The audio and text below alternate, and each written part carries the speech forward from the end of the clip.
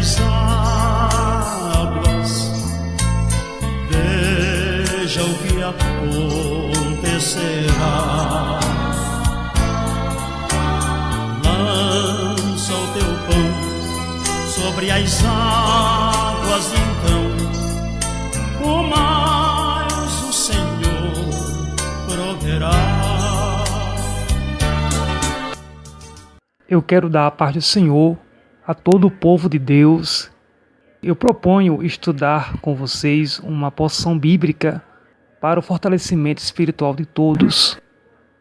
Hoje é 23 de março do ano de 2020 e eu quero deixar registrado que estamos em casa, não estamos podendo ir ao culto na igreja, buscando a Deus em casa, atendendo às recomendações das autoridades, devido a essa peste, que se levantou no mundo, ao coronavírus.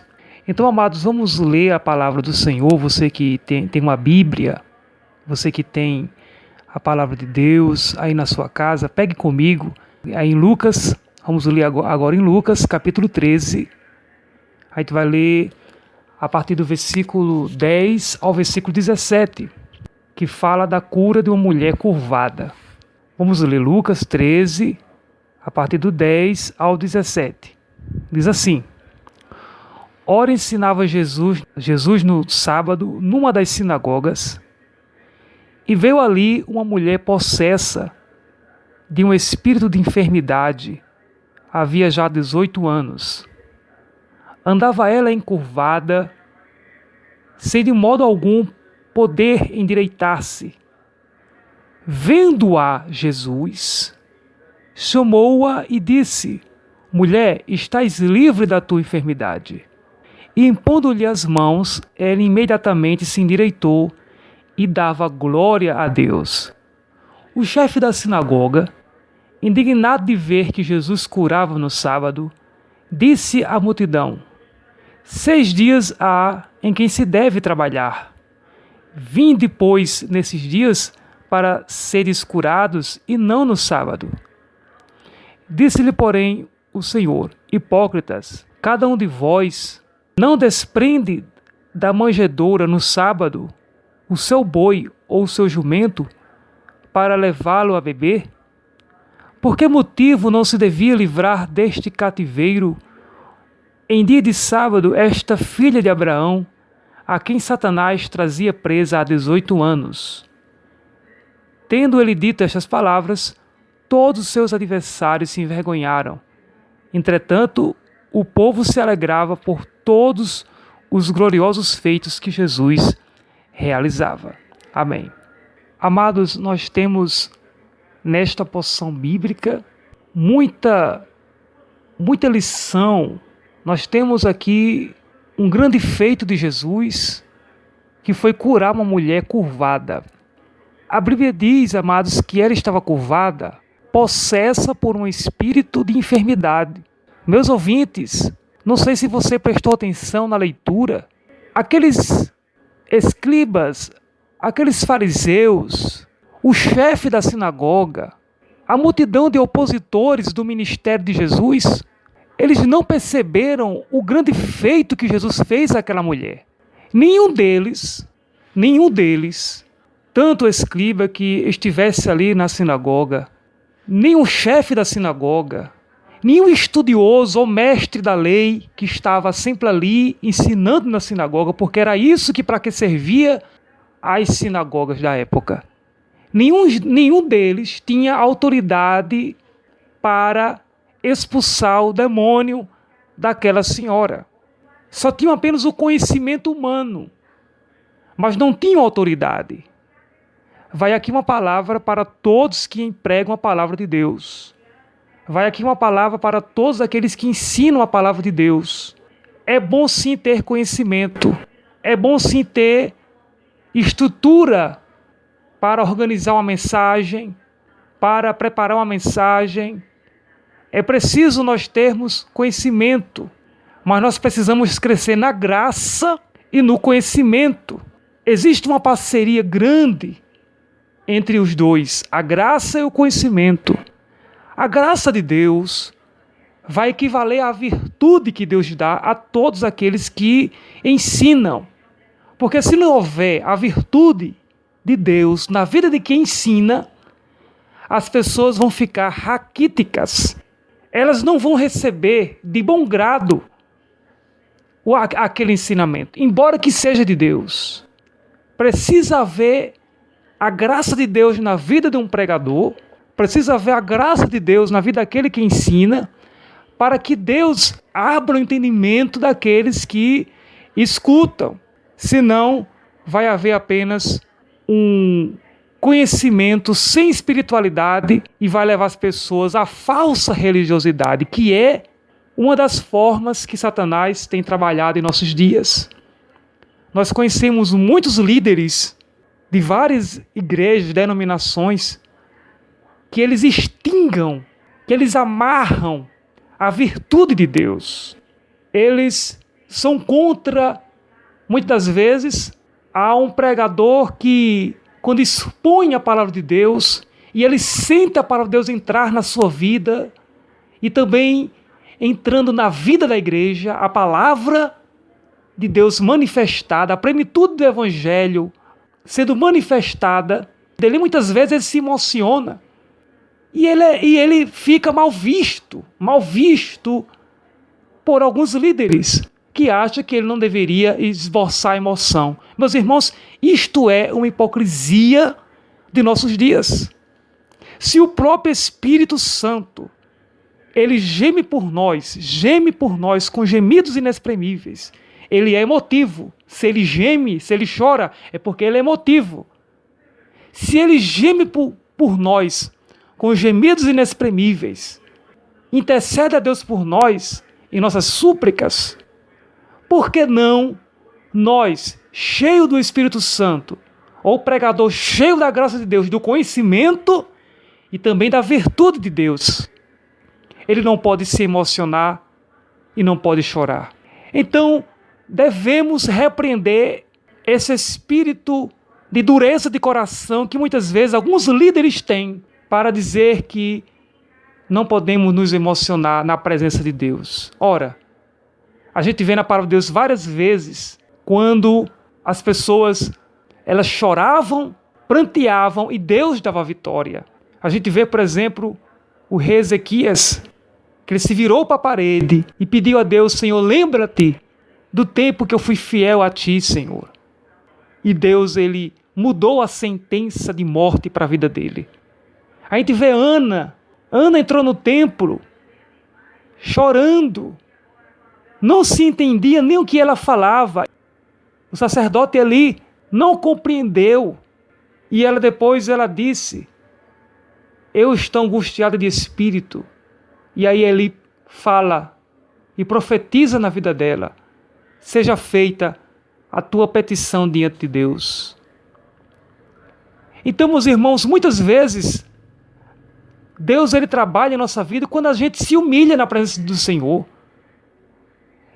Não pode haver um culto mecânico para Deus, porque Deus não vai receber um culto mecânico. Aquilo que já está na liturgia, aquilo que já está planejado. Muitas das vezes, isso atrapalha o agir de Deus na vida da igreja.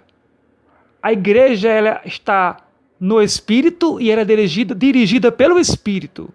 O pregador deve ter o conhecimento bíblico, deve expor aquilo que ele aprendeu, mas não pode deixar de ter a virtude de Deus. É o que leva muitas pessoas que não têm a virtude de Deus a ficar muitas das vezes enganada por Satanás, a ficar com o coração rancoroso, a ficar com o coração duro, a ficar com o coração de pedra e muitas das vezes ignorar aqueles a qual Deus está fazendo a obra grandiosa. Então, aquela mulher, como nós lemos aqui no Evangelho em Lucas capítulo 13, ela estava possessa por um espírito de enfermidade, mas o conhecimento intelectual daqueles homens ensinadores da lei não foi o suficiente. O que foi o suficiente para a vida dela foi Jesus Cristo. foi Jesus. Jesus viu ela, percebeu o problema dela. Coisa que aqueles homens não percebiam ou então faziam vista grossa, não é? Jesus viu aquela mulher e disse apenas uma palavra: mulher, estás livre da tua enfermidade. Jesus impôs as mãos sobre ela e ajudou ela se endireitar. Ela, na mesma hora, teve a coluna ajeitada, corrigida. Eu estou dizendo que aquela mulher estava com a coluna encurvada. Eu estou dizendo coluna encurvada. Mas podia ser todo o corpo dela encurvado. O que aquela mulher pode exemplificar para nós é que tem muitas pessoas encurvadas espiritualmente. Há muitas pessoas encurvadas espiritualmente pelo espírito de enfermidade. Há muitas pessoas que podem estar mortas espiritualmente falando, oprimidas pelas forças das trevas, que é isso que Satanás faz, e elas só encontram na sua frente oposição. Foi isso que aquela mulher encontrou. Encontrou na sua frente oposição. E até o chefe da sinagoga disse: vocês têm 6 dias vocês têm para ser curado. E vocês procuram logo o sábado, que é dia de descanso, para ser curado. E então Jesus fala: vocês são hipócritas. Qual de vocês não leva um boi para beber água? Qual de vocês não faz aquilo que é necessário no dia de sábado, embora que seja um dia de descanso? E eu não livraria essa mulher da prisão que Satanás colocou na vida dela. Ela está 18 anos presa, cativa. Coisas que vocês não fizeram. Mas nesse dia, ela foi livre das cadeias de Satanás. E a Bíblia, amados, nos diz que Jesus deixou aqueles homens envergonhados. Deixou aqueles homens, aqueles adversários, opositores do ministério de Jesus, envergonhados. O povo continuava dando glórias a Deus por tudo que Jesus realizava. Eis aqui, amados, o problema de muitas pessoas que estão encurvadas pelas forças das trevas, com a falsa religiosidade. Ela aparentemente está perfeitinho. Ele está aparentemente perfeitinho. Mas ele está encurvado com as forças de Satanás. A Bíblia nos fala da falsa adoração. A Bíblia também nos fala da falsa religião que aqueles homens queriam fazer naquela época de Jesus. A gente lê, por exemplo, lá em Isaías 1, versículo 14, que as solenidades, ou os cultos, as festas que eles faziam, Deus dizendo em Isaías 1, versículo 14, a minha alma as odeia. Essas festividades que vocês estão fazendo, a minha alma odeia. É um peso para mim. Está se tornando pesado para mim. Eu não estou aguentando mais tanta hipocrisia. Eu estou cansado de sofrer. Meus irmãos, é uma linguagem de Deus. Deus dizendo que estava cansado de sofrer. Porque aquelas festas não estavam agradando a Deus. Aquele povo não estava glorificando a Deus. É como hoje, né? As pessoas querem adorar a Deus, não na questão de adorar a Deus, mas na questão de lazer. Ou porque acha bom prestar a Deus um louvor, porque acha bom, acha bonitos os louvores, porque são louvores que ajudam a nossa espiritualidade, mas elas no seu ser, não estão glorificando a Deus. E principalmente pelas vidas que elas levam. Aí Deus dizendo mais através do profeta Isaías: quando vocês estendem as mãos, eu escondo meus olhos. E ainda que vocês multipliquem, façam várias orações, eu não as ouvirei, porque as vossas mãos estão cheias de sangue. Meus irmãos, Deus dizendo que a mão daquele povo estava cheia de sangue, era coisa muito séria. É algo muito sério. Porque muitas vezes a gente acha que matar uma pessoa é quando você pega uma arma branca e atira e mata, ou pega uma arma e mata. Mas é também na questão espiritual. Mas também se mata de língua. É como aconteceu com José, né? José estava lá na casa de Potifar e a mulher de Potifar atacou José e José saiu fugindo. e depois ele ficou na prisão por muitos anos. Mas Deus tinha um plano na vida de José. Então você mata uma pessoa não é somente com uma arma, mas você mata também com a sua boca. Quando às vezes você não sabe perdoar, quando às vezes você não sabe entender a situação que o seu próximo se encontra, e você muitas vezes calunia, levanta calúnias, levanta mentiras. Às vezes há uma mentira contada várias vezes, ela acaba se tornando para alguns uma verdade. Mas louvado seja o nome do Senhor, que um dia a palavra de Deus diz que toda palavra ociosa vai ser julgada e vai ser revelada. E ai daquele que falar a palavra ociosa, a palavra precipitada, Deus ele vai trazer à tona e vai julgar. Aquela mulher a mulher que nós lemos no texto, em Lucas capítulo 13, estava inclinada. Mas não estava inclinada para Deus, não. Então não se engane com aqueles que estão inclinados, que estão prostrados diante de Deus, na igreja ou na sinagoga, em qualquer lugar. Aquela mulher estava na sinagoga, né? Era o seu tempo. Mas não se engane que muitos daqueles que estão inclinados e encurvados, não é pelo poder do Espírito Santo, não. É muitas vezes pelo poder das trevas. E você vê alguém inclinado, prostrado, você fala, olha como fulano, ele busca a Deus. Olha como fulano, ele se ajoelha e busca o Senhor. Está sempre encurvado. Está sempre buscando a Deus. Mas não é bem assim, meus irmãos. Quem sonda o coração é Deus. Quem sonda a mente, o coração, a procedência daquela pessoa é Deus. Que muitas vezes ela está inclinada, está dando a Deus um culto e Deus não está recebendo. E ela está adorando o que não sabe. Como Jesus disse para uma mulher samaritana. Adorando a quem não sabe. Porque ainda não teve um encontro genuíno com Deus. E não teme a Deus. Porque quem teme a Deus, ele guarda a sua boca, ele guarda a sua vida e ele preserva. E aquela mulher estava escravizada. E muito hoje, pelo sistema religioso, estão escravizados. E Deus ele vem nesses dias falando conosco. Deus permitiu aparecer esse novo vírus que até o momento não tem vacina, até determinada data não tem vacina, para que o povo buscasse a Deus nas suas casas e voltasse às Escrituras. Que Deus possa falar com você mais vezes, que Deus possa ter um encontro com você mais vezes e fale contigo. Busque a palavra de Deus, busque o evangelho genuíno do Senhor Jesus Cristo e que Deus os abençoe. Em nome de Jesus. Amém.